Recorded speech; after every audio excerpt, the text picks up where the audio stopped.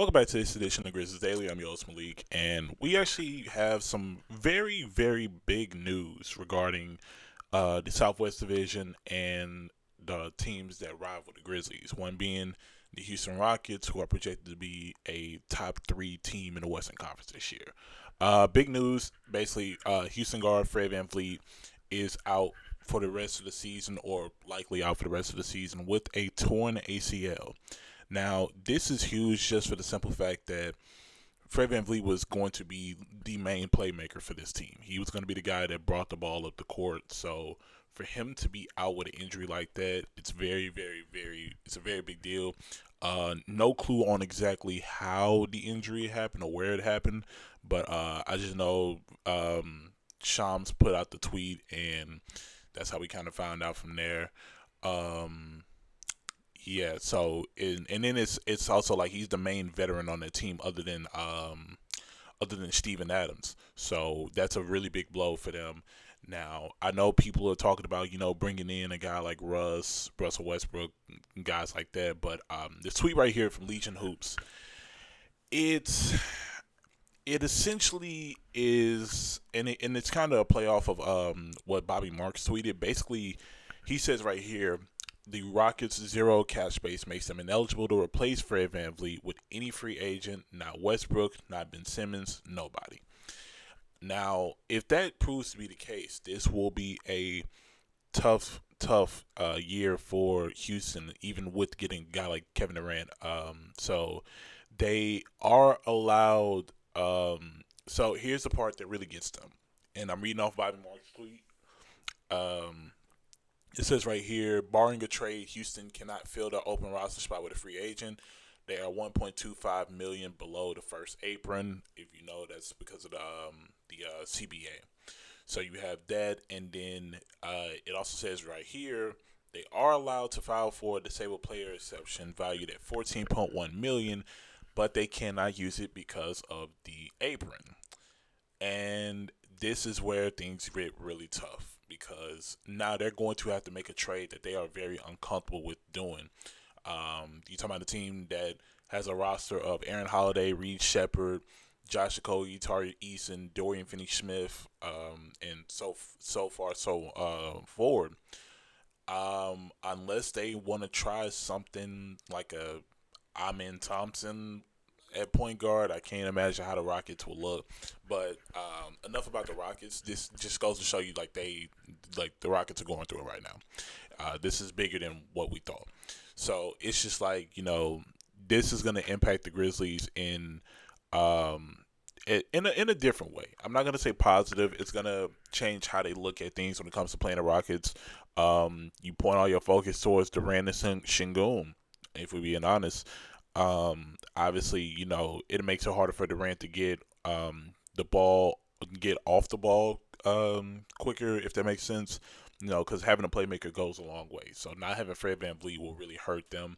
And it'll be interesting to see what Houston does with us being essentially a month away from the season. So that was a really big breaking news that happened the other day. Now, something switching gears back to the Grizzlies side. Back to the Grizzlies side. ESPN put out an article, and it's y'all know how we feel about ESPN over here. So this article came out from Tim Bontemps. I don't know how to pronounce that name.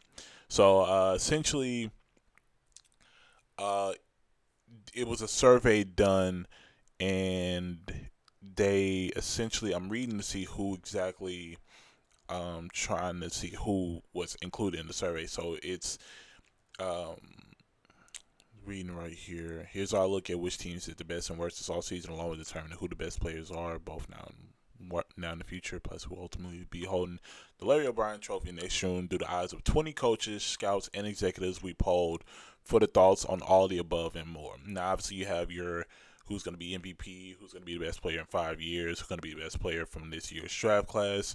Now, it had who now the part that got me uh, when it when they asked which team had the worst all season, one person voted the Memphis Grizzlies. The Pelicans being the worst with 9, but the Grizzlies getting one vote along with the Chicago Bulls, Los Angeles Lakers, Philadelphia 76ers, and Portland Trail Blazers. Now, to say the worst all season, I don't know how you say that. I mean, the Grizzlies got they kept the guys that they wanted. They got veteran leadership. They have a new system. I just don't see how you can determine that to be the worst all season. Like I think that's just, I hate to use the word like hater and stuff, but no, I think the person that was doing this is simply a hater. There's no other way, because I can think of more teams that have had worse all seasons, and one being the Lakers. I don't know why we're so scared to say the Lakers had a horrible all season. So that's one thing. And then the best move of the all season is the Magic trading for Desmond Bain. Now, in hindsight, yes, this makes sense. It makes sense because Orlando is a team that did not shoot well from three, and they're adding probably top 5 3-point shooter in the league. So it makes sense. It makes sense for them to be right there, but it's just kind of weird saying the Grizzlies had the worst all season. Like I don't necessarily agree with that, but hey, it's ESPN. Are we really surprised? No, we're not. All right, now switching gears, we have a couple of things, couple of developments that I want to talk to y'all about. One of them being that the mayor, the Memphis Mayor Paul Young, he commented once again on the idea of the Grizzlies renewing the lease with the FedEx Forum, and he said it's making good progress. So we looks like we won't have to worry about the Grizzlies leaving Memphis anytime soon. So that looks like it's on a good pace right now. Now, something that we really have to look out for, because that time it's coming soon. Ja Morant's gonna want a contract extension, and it says right here, if you don't know his contract, Ja Morant signed the designated rookie contract extension following 2022 season that will keep him under contract with the Grizzlies through the 2027-2028 season. Entering the offseason this summer, Morant was eligible to be extended 2 more years at $128.4 million to keep him under the contract through the 2029-2030 season. Due to the length of his current contract, the Grizzlies aren't expected to negotiate an extension with Morant until next season. However, his circumstances will have to change for that fruition to become a reality, and I couldn't agree more. Obviously, the main concern at first was, will the off-the-court trouble be too much? I think he's done great in steering his image to a better limelight, so I don't think that's going to be a worry. But one thing that we really have to understand and really have to get out of Ja is, well, can he play more games? And that's just evident. Can he play more games? He's had that contract for a while, about 3 years. So we're living in a time where he has to really, prove that he's worth that money. Now, obviously on the court, Ja Morant is worth, a supermax. There's no question. But for the team aspect, is he worth breaking the bank for? And before y'all crucify me, I am 100% for Josh staying on the Grizzlies. 100%. I think the Grizzlies would take a few steps back if we didn't keep Ja around. But I can't help but think we cannot pay a superstar this much money if he can't even play if he's missing 30 games a season.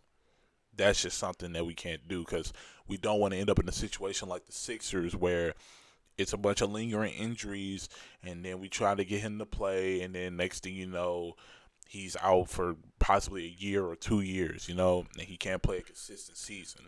So I think you want to avoid what Philly is going through. So I think he is, as long as he's able to play enough games, that is the only thing that's going to hold him back from getting a contract.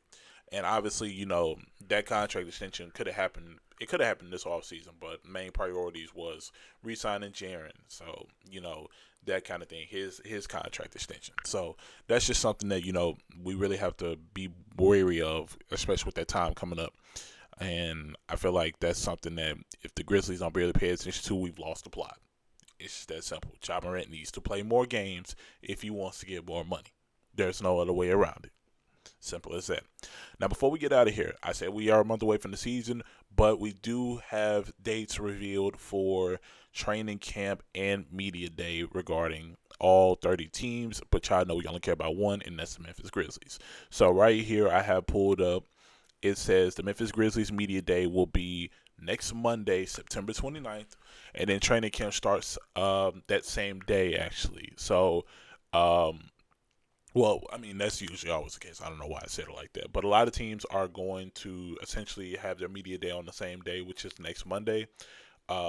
Brooklyn Nets media day actually starts today, so that's something that kind of caught me off guard. So Brooklyn Nets media day starts today, but Memphis Grizzlies media day next Monday. We'll hear from a lot of people. Hopefully, during that time, Zach Kleiman can give us an answer on updates regarding Jaren Jackson Jr. and Zach Edey, and a confirmed update on Cedric Howard. If you don't know, Cedric Howard say he's a full go.